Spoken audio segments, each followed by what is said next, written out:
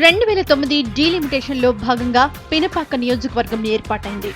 తొలి ఎన్నికల్లో కాంగ్రెస్ అభ్యర్థి రేగా కాంతారావు గెలుపొందారు. సిపిఐ అభ్యర్థి పాయం వెంకటేశ్వర్లుపై 1000 ఓట్లకు పైగా మెజారిటీతో గట్టెక్కారు. 12 మంది అభ్యర్థులు బరిలో నిలిచారు.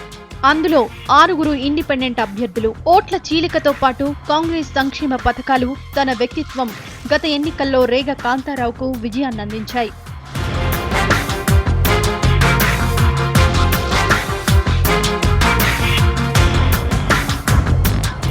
పినపాక సెగ్మెంట్లో పినపాక, మనుగురు, గుండాల, అశ్వాపురం, బుర్గంపాడు మండలాలున్నాయి. సెగ్మెంట్ మొత్తం ఓటర్ల సంఖ్య 167,693. పురుష ఓటర్లు 84,397, మహిళా ఓటర్లు 83,294.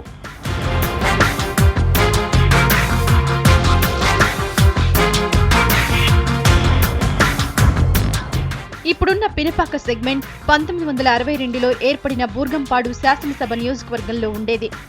బుర్గంపాడు సెగ్మెంట్ కు ఒక ఉప ఎన్నికతో సహా మొత్తం 11 సార్లు ఎన్నికలు జరిగాయి. ఇక్కడ సిపిఐ 5 సార్లు, కాంగ్రెస్ ఐ కలిసి 4 సార్లు, టీడీపీ, ఇండిపెండెంట్ అభ్యర్థులు ఒక్కోసారి గెలుపొందారు. కాంగ్రెస్ నేత కోమరం రామయ్యను 2 సార్లు విజయం వరించింది.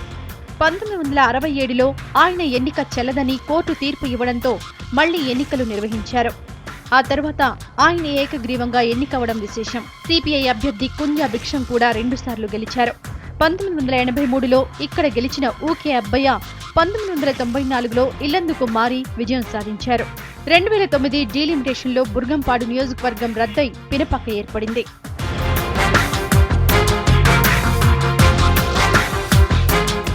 సిట్టింగ్ ఎమ్మెల్యే రేగా కాంతారావు మరోసారి ఎన్నికల్లో సత్తా చాటేందుకు గ్రౌండ్ ప్రిపేర్ చేసుకుంటున్నారు. తెలంగాణ ఇచ్చిన క్రెడిట్ ను క్యాష్ చేసుకునేందుకు ట్రై చేస్తున్నారు. దాంతో పాటు సెగ్మెంట్ లో చేసిన అభివృద్ధి పనులను చెప్పుకొని ఓట్లు అడిగేందుకు సిద్ధమవుతున్నారాయన.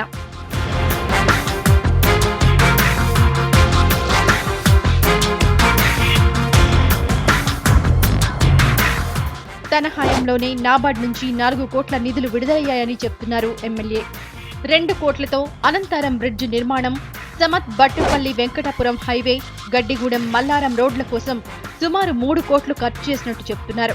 ఇక మనుగురు మున్సిపాలిటీ అభివృద్ధికి ప్రపంచ బ్యాంకు నుంచి 63 కోట్లు విడుదలయ్యాయి. ఆ నిధులతో ఇంటింటికి గోదావరి నీళ్లు అన్న కాన్సెప్ట్తో నీళ్లందించే ప్రయత్నం చేసిన ఎమ్మెల్యేకు మంచి మార్కులే పడ్డాయి. మొత్తంగా తన హయాంలో 400 కోట్లతో అభివృద్ధి పనులు జరిగాయన్నది ఎమ్మెల్యే చెబుతున్న మాట.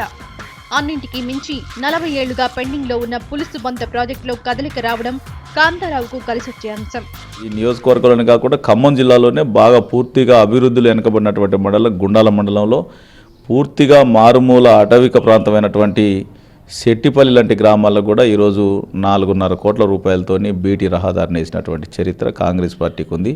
కాంగ్రెస్ పార్టీ ఎమ్మెల్యేగా మరి ఈ నియోజకవర్గంలో చేసినటువంటి అభివృద్ధి కనబడతా ఉంది ఈరోజు.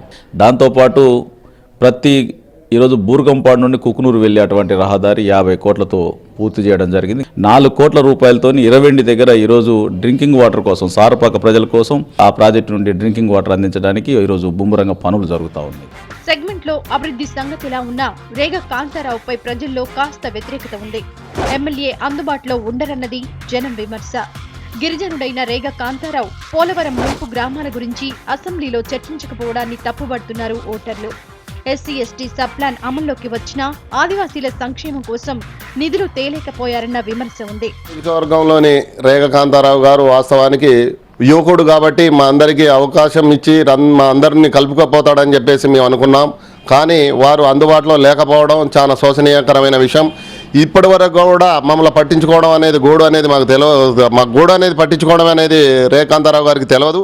ఇప్పటివరకు ఉన్న ఎమ్మెల్యేలందరికన్నా ఈ ఎమ్మెల్యే మాకు బాగా చేస్తారని చెప్పేసి ఓట్లేసి గెలిపించాము, యువకుడు అని చెప్పి. సో ఇప్పటివరకు ఈ నియోజకవర్గంలో 5 సంవత్సరాలు గడుస్తున్నా కూడా ఇంతవరకు కూడా ఏ అభివృద్ధి లేదు. అన్నింటికీ మించి తెలంగాణ ఉద్యమానికి యాంటీ అన్న ఇమేజ్ సొంతం చేసుకున్న రేణుకా చౌదరి, కిరణ్ కుమార్ రెడ్డికి ఫాలోవర్ గా ముద్రపడ్డం కాంతారావుకు మైనస్. అభివృద్ధి పనులు చేస్తామని, రోడ్లు పోస్తామని, మంచినీరు ఇస్తామని, ప్రాజెక్టులు నిర్మిస్తామని అనేక హామీలు ఇచ్చి కూడా వారిని ఏటిని నెరవేర్చకపోగా ల్యాండ్ లూజర్స్ ఉద్యోగాలు ఇప్పిస్తామని కూడా చెప్పి వాళ్ళమ్మడి తిప్పుకొని చాలా రోజులు వాళ్ళని వదిలేశారు. మాకు ఇంటింటికి వచ్చి ఓట్లు అడిగినప్పుడు ఈ పొల్యూషన్ గురించి, సైడ్ కాలాల గురించి, వాటర్ ప్రాబ్లం అన్నీ మేము చెప్పడం జరిగింది. అవన్నీ చేస్తాను, నేను కంపెనీతో కూడా మాట్లాడతాను అనడం జరిగింది. కానీ మాకు ఒకటి కూడా ఏది అభివృద్ధి చేయలేదు. రేగా కాంతారావుపై వ్యతిరేకత ఉన్నా ఆయన ఎదుర్కొనే అభ్యర్థి సెగ్మెంట్లో మిగతా పక్షాల్లో లేకపోవడం కలిసొచ్చే అంశం. యాంటీ తెలంగాణవాదిగా ముద్ర ఉన్నా టీఆర్ఎస్ నుంచి బలమైన అభ్యర్థి లేకపోవడం ప్లస్ పాయింట్. టీడీపీ నుంచి పాయం నరసింహారావు బరిలో దిగే అవకాశం ఉంది. సిపిఐ నుంచి వైఎస్ఆర్సీలో చేరిన పాయం వెంకటేశ్వర్లు జగన్ పార్టీ తరపున బరిలో దిగుతారన్న ప్రచారం జరుగుతోంది.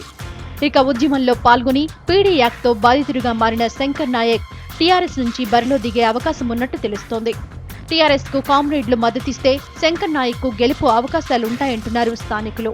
అభ్యర్థుల పేర్లు ఖరారైతేనే పినపాకలో ఎన్నికల వేడి మరింత రాజుకునే అవకాశం ఉంది.